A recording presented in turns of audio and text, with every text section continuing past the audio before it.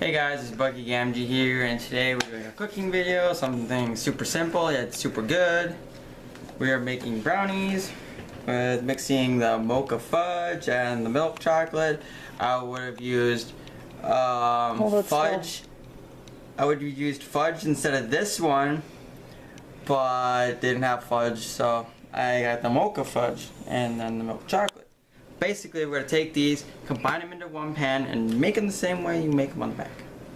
So, if you can read instructions, you can skip the whole video now and go make them yourself. But if you really don't know what you're doing, you can watch the rest of this video because it's entertaining and we like you. Alright, so what you're going to need, I didn't get the oil up. You might need that. Okay, you're going to need oil because you're going to need 2/3 cup of oil for each box. You're going to need 1/4 cup of water, which I didn't get the 1/4 cup out either. So you need 1/4 cup of each of them, so 2 of these. And then 2 eggs for each, which is 4 because we're doing 2 packets.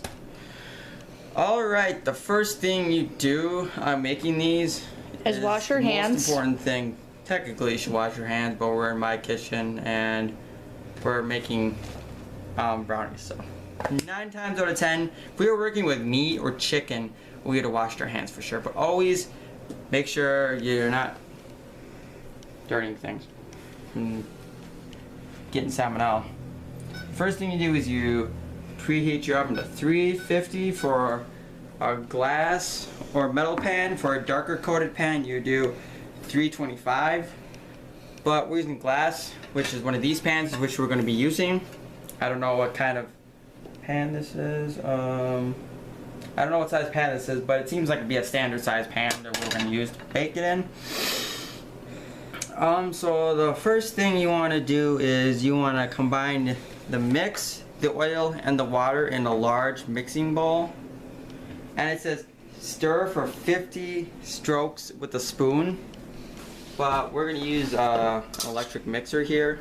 And it's going to add, because the more you mix this up, the more air you're adding into it, the more fluffiness the mixture is going to be all together, and it's going to make it a lot more tasty. As well, when you're baking with it, definitely don't want to leave it in too long. You want to take it out a little bit early so it's nice and soft. Even though it's going to be soft when you take it out 9 times out of 10 unless you burn it. But that's how I like to make it, is make it super, super soft. And fluffy. Yep, that's gonna be super good. Like Stitch. I'm so cute, I'm fluffy. You could add chocolate chips. I don't really like adding chocolate chips into mine, but you could. You could add also white chocolate chips, so you have a mixture of flavor. Or anything they have, like the Hershey's or Reese's Pieces or Kit Kats or M&M's or any of that kind of stuff they have in the baking aisle at your store. Because I know they have a whole section at Walmart that's just for adding stuff in. Let's see. Again, I don't really like adding that stuff. I don't know, it's just weird. I mean, we have some chocolate chips right here that we could use. Yeah, I don't know what Mom's making with those. Probably something good. But as I was saying, you could possibly add chocolate syrup into this to add more chocolate flavor. I've never done that, but you know, just play with it. You know, look up on YouTube and the internet, add recipes. That's what I do to get recipes for stuff when I want to make it. I just look it up on the internet and look at creative ways that people have already successfully made stuff. Because 9 times out of 10. Whatever you want to make, it's already a recipe out there, and no one ever says you have to use that recipe you find. You could play with it. Like, you could say you take this recipe for like chicken tacos and you don't use all the ingredients to make it. That's fine. No one's killing you. The person who made that recipe is not going to come over and be a recipe Nazi and say you have to do it this way. Baking and cooking is like art. It's like art. There's no one way to do anything when you're cooking. I mean, there's right ways to cook things, but there's no one way you have to do it. That's why we have pans and grills and boiling and roasting and steaming and all those other ways to cook things. What? You're at 1 bar. Oh, well, okay, cool. We're getting there. Alright, we're gonna add our 4 eggs in to our mixture. Because 2 eggs per box. Break the yolks if you want right away, don't matter if they end up that way, they're gonna get mixed in anyways. Just make sure you don't get any shells in there because you don't want any crunchiness. That'd be a little bit bad. There's your 4 eggs. Alright, now we're cooking. Alright, this is gonna seem like a lot of oil, but Pillsbury knows what they're doing. And 9 times out of 10, whatever recipe you get off the internet, they're gonna know what they're doing too. Alright, now we're at 2 2/3 cups of oil.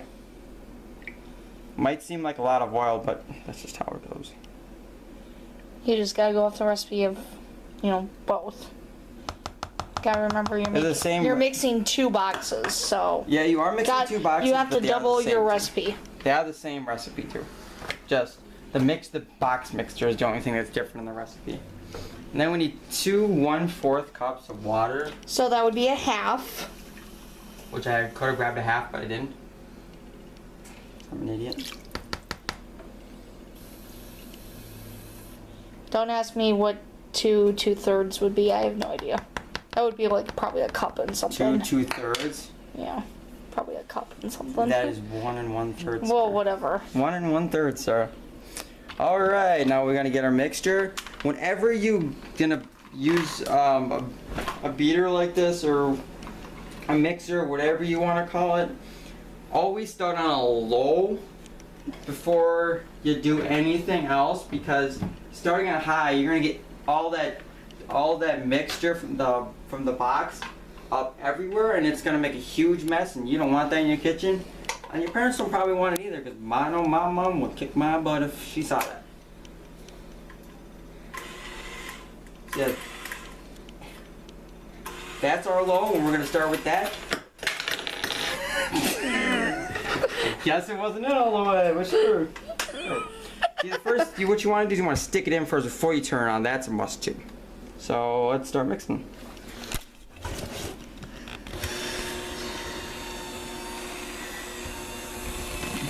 Make sure you get those sides too.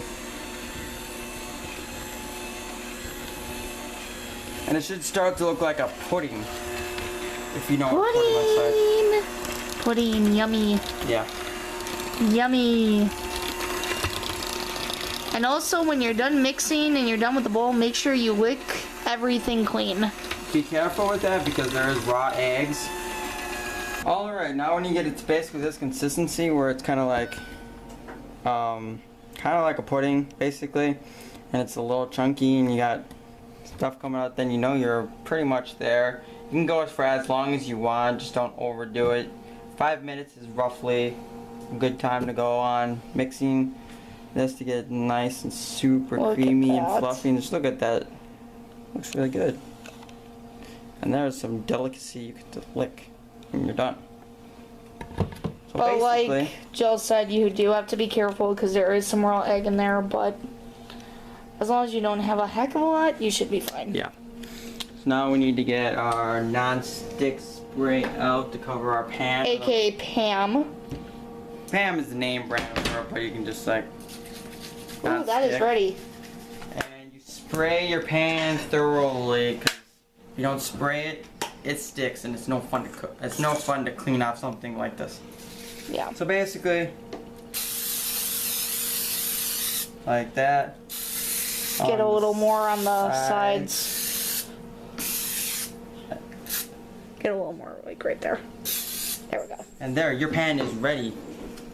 Now, for this next step, you're gonna need, I would say, you don't have to, but when I get towards the bottom of the pan, you want a rubber spatula like this.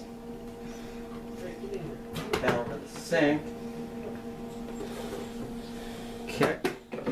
Stop it. Here's our glorious mixture that we're gonna put into our pan. So basically, you start off going like this and try to evenly distribute it like this across the pan. And once you get basically to the bottom, you'll start using the rubber spatula to get as much of it as you can. And also with the rubber spatula, it's good to help with the pan with spreading it out. Yeah, that's true. More in the pan, because sometimes you need that. You also want to get all of the air out as well. So I'll show you how to do that after, at least the way I do it after we're done with this. Alright. There's really a lot in there. Now let's take the rubber spatula. Hi, Brie. Camera ready? I would still choose Google. Parents bought an Echo Dot the other day because they had a gift card. And there's Brie. Say hi, Brie. Say hi. Okay, back to this.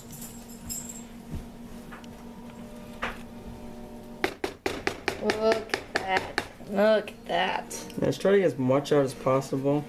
Yeah. Because you want all this goodness to be baked into a brownie. Do you want me to do it? There, you got it. Oh my gosh, I'm doing it backwards. It's a problem. So as you can see it on camera. Well, see what I'm saying is I do it this way. I'll do it that way then. No, I don't even know if that looks good. Yeah.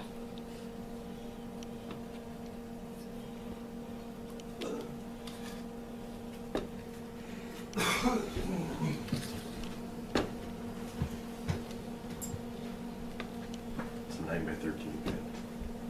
I guess this is a 9x13 pan, as according to my dad. Which It says family size is like. is what we need, a 9x13. Which it says it's no, that's for the family size Oh. one. That is family size. Yeah, that's what it says. Use a 9x13 for family size. All right. Wait, go So on. this is basically what you got. This is all the good stuff. I mean, if you get down to here, it's not bad. You got extra Right. stuff to lick because you're just gonna be sitting there. But then scraping. also take the spatula and like even it out. I do it a different way. Or oh, that's right. The way I do it is I take it over to a flat surface. This also gets out all the bubbles because you can see all like little Bubbly. bubbly spots. Basically, what I do is go like this.